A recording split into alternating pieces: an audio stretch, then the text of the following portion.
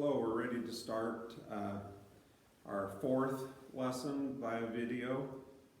A couple things I wanted to start out with was to mention that in my video on iron, I made the statement that when you annealed it, you got it hot enough that it almost puddled, and that's not quite accurate. When you're heating iron up to like 700 to 800 degrees, it's not liquid. The inner structures of the iron molecules, though, are able to completely be stressed, relieved of stress, and move so that it's softer, but it's not a puddle. So I wanted to start out with that.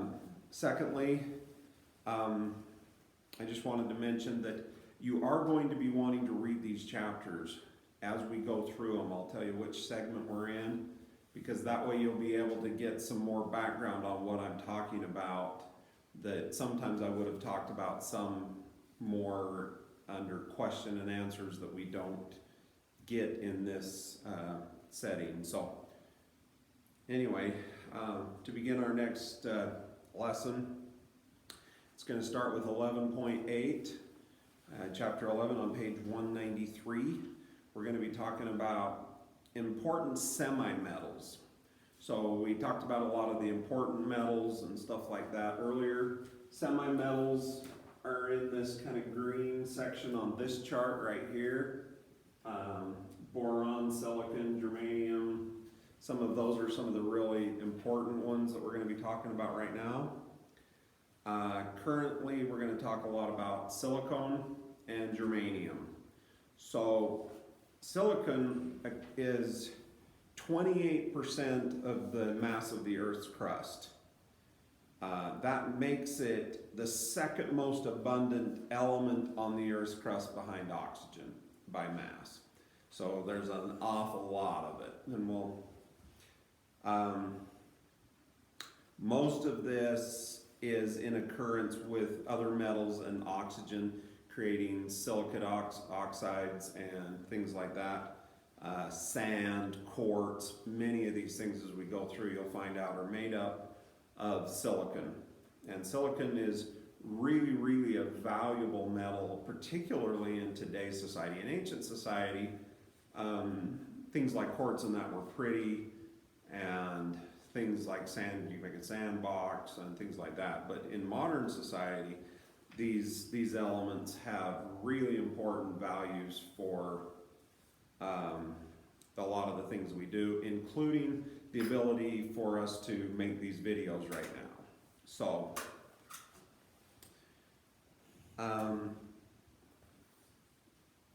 a lot of these silicate minerals aren't very efficient to get the silicon from, and so we don't use a lot of them, but germanium is not nearly as common. So silicon is right below carbon, and germanium is right below silicon. Germanium is not nearly as prevalent as, it's kind of a lot more rare, and a lot of it is found in things like coal ash. That's where a lot of times they'll try to get it out of that because it helps to concentrate a little bit of it. Both silicate and germanium are quite reactive, and they have a metallic luster. So they look like a shiny metal, but they're more brittle, so they don't bend very easy and things like that. Here again, they're a semi-metal, which means they have some characteristics of metal and some characteristics that aren't metal.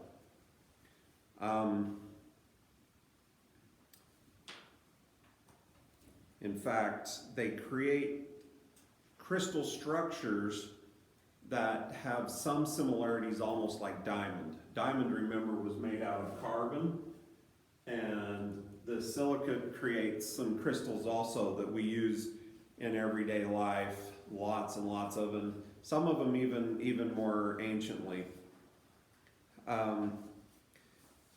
Today, one of the biggest uses of silicon is for things like glass and for things like the semiconductor industry. all the computers, like I said earlier, this video is being recorded using computer technology, and all of that, these transistors and diodes are switches, and they're all 99.99% based on the silicon industry and its ability to be a conductor and not a conductor, all in the same thing based on just a few little electrical adjustments and things. So it's really amazing, and it creates an electrical switch that has no moving parts, and that's basically what a transistor is in simple terms. So the way we get silicon usually is we take the sand, the silica sand, which is silicon oxide, which is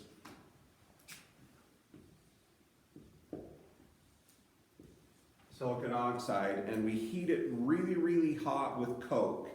Here again, coke is used a lot. That's that coal that we burn really, really hot without oxygen so that it cleans out all the impurities and leaves it as almost completely pure carbon. And so if you take silicon oxide and you put it with coke, which is the pure carbon, and then we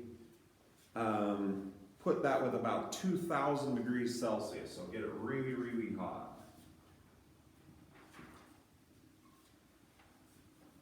Then, sorry, my arrow's a little running into our periodic table. Then what you end up with is silicon and carbon dioxide.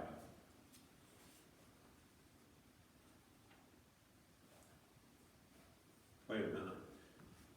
It's carbon monoxide actually, but we end up with two of them, two carbon monoxides, and then if you heat it a little more, you'll get some more oxygen out of it. But this is almost pure silicon. And for the computer chip industry, it has to be extremely pure. In fact, for it to be used in the computers, it has to be pure silicon to within 1 in 10 billion parts. So it has to be almost absolutely completely pure silicon in order to be able to make computer chips out of them. Because if there's any other little impurities in it, then it won't have the characteristics that they want. They build a computer chip on the silicon wafer using little bits of other elements that create these electric gates and things like that, but they have to be very perfectly aligned or they don't work right. So they melt it, they take this pure silicon, they melt it, and then recrystallize it into a pure ingot, and then they slice it into really thin wafers. And that then is what they build the computer chips on, is these thin wafers. If you look on the bottom of page 193, you'll see some pictures of some of these purified silicon on the far left, and then you've got some of these crystals, and then the guy on the right hand side is actually holding a large wafer that has been probably already has some of the computerized transistors or chips or things like that already built onto it. The whole disk is not. There's hundreds of little chips that are built on there. Now, silicates that are, so this is the computer chip ones, but silicates that are SO4, like this, are things like asbestos, mica, quartz, things like that are made out of this kind of silicate. So you can see that it's all over the world. You've got sand, you've got quartz, you've got all these different things that are made out of silicon. So it's really prevalent. The silica sand is the main one that they usually get the stuff that we use for computer chips from, though. So here again, there's asbestos, mica, quartz. It's also found in cement, porcelain, glass, pottery, brick, all kinds of places. And if you turn over the page to page 194, at the top, you can see some of the crystalline shapes that it can create that interlink with each other to give it all kinds of different characteristics that on the bottom of the page on the left, you can see some asbestos where it's almost like fuzzy hairs. And then up at the top, you can see some of the different crystals. So asbestos and quartz and all these different things are made out of silicates. Flint, opal, jasper, these are also different forms of silicate things. Aluminum silicates, so when you have aluminum and silicate together, they make things like clay and feldspar rock and things like that, and then those aren't usually very good for getting silicate or aluminum out of those. Now, another use for silicate is glass. So the windows in your house and things like that are made out of silicate also. And what they do is they'll take pure silicate quartz and they'll help to make high temperature glass. And high temperature glass can be used for all kinds of things that for your automobiles, for your car, for all these things.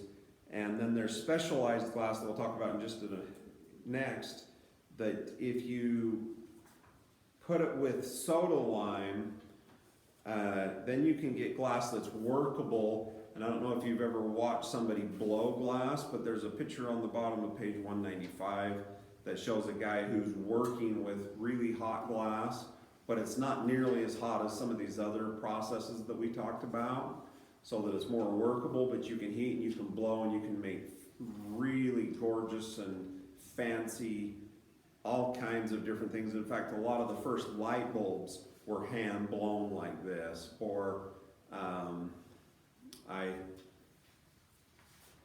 I've seen little birds and things that are made out of blown glass. There's all kinds of cool things that they can do with that. So then there's another form of glass that's heat resistant glass that you use for cookware, like Pyrex and things like that, where it can withstand heat, so you can put it in your oven or things like that. It can still shatter, but it's really tough and it's able to withstand heat. And one of the reasons why regular glass, if you were to heat regular glass up, it'll just shatter, like window glass. It'll just shatter because as it starts to heat, its expansion ratio is different, where things like Pyrex and these specialized heat-resistant glasses are capable of being heated, and their expansion ratio is very, very small, so that it doesn't cause there to be stress within the glass and force it to break. And so like test tubes that you're going to use to heat, they have to be made out of this specialized glass, or they would just shatter when you tried to heat them.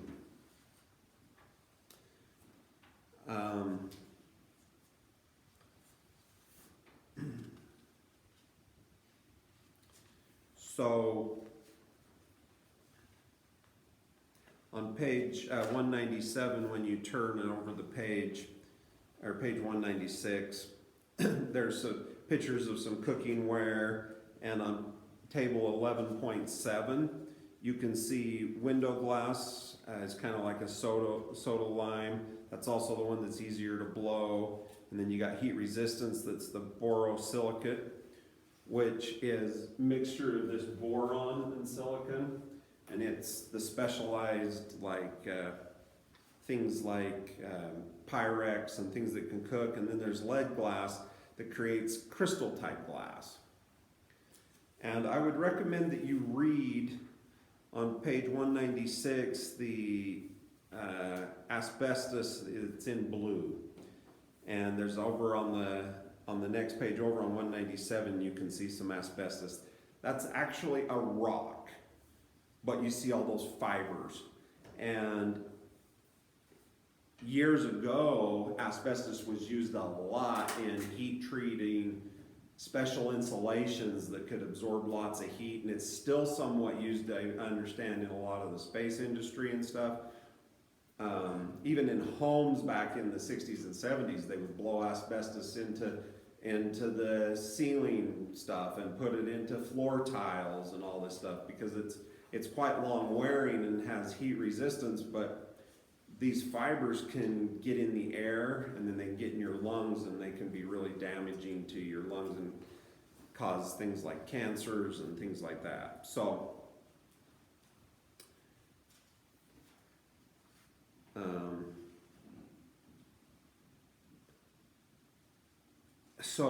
on page 197, you get things like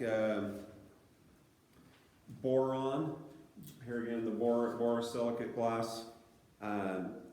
There's quite a few different things that boron can do. It can create crystals. On the bottom of the page there, you can see crystals that have some similarities. The boron nitride can get really strong and things like that, and it can approach some of the strengths of even diamond and things like that. And then there's, it can also have some characteristics similar to the cubic boron nitride is actually one of the ones that starts to become very hard, almost like diamonds. Boron can almost bond like carbon.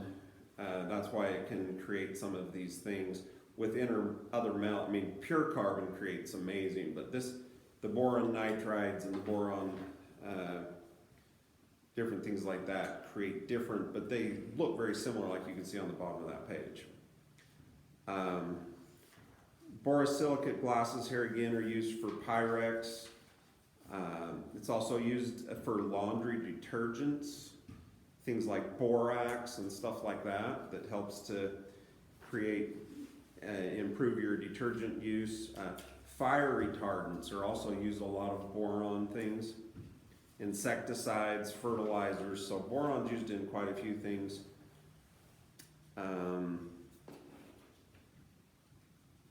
Another use for boron is in nuclear power plants.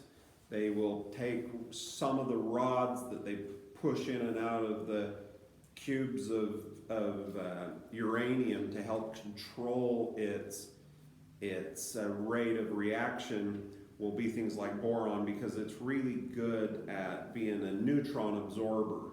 So they'll have boron in there, they'll have lead or rods they'll push in. The lead's just to block it, the boron actually absorbs it. They have a lot of these different things that they put in there. And boron is also used in some high temperature alloys, ceramics, and in the space industry. So we've got quite a few different things that are used for these.